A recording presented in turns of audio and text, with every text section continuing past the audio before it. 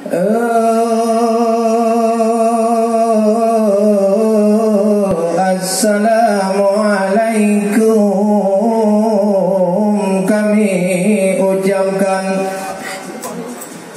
kepada rekan-rekan tua dan muda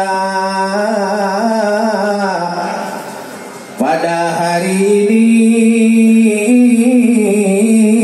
kami baru datang ke daerah Medan, Sumatera Utara.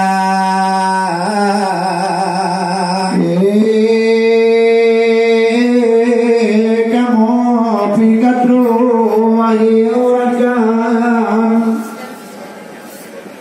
bataboh perkawinan di Sumatera Utara. Tanah doa kepada Tuhan. Iya.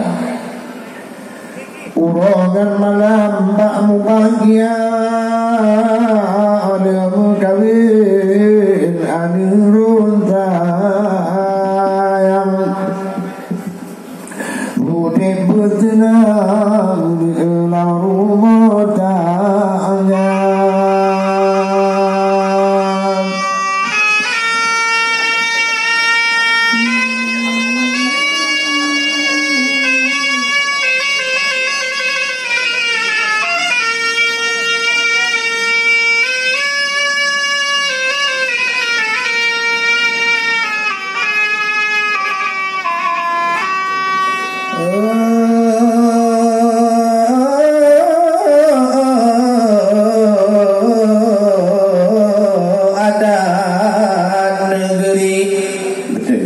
Mari kita kembangkan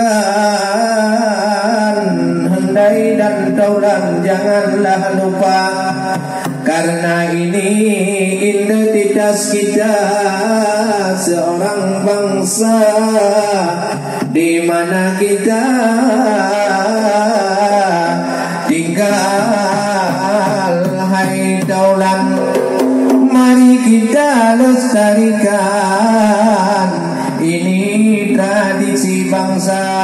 Juga kami dari Aceh Berehanaban, walaupun di perantauan tetap terjaga.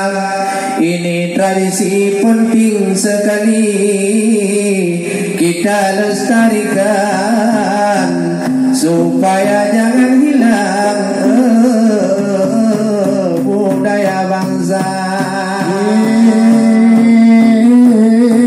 Karena ada bapa dulu nanti hukum basiah kuala yang menyukan bapu topa hartam mbak bintara mbak sumana ibu adat kanto pagi beding ke yang hawa bukan mangat kamu kuno agama ino mangatmu beda.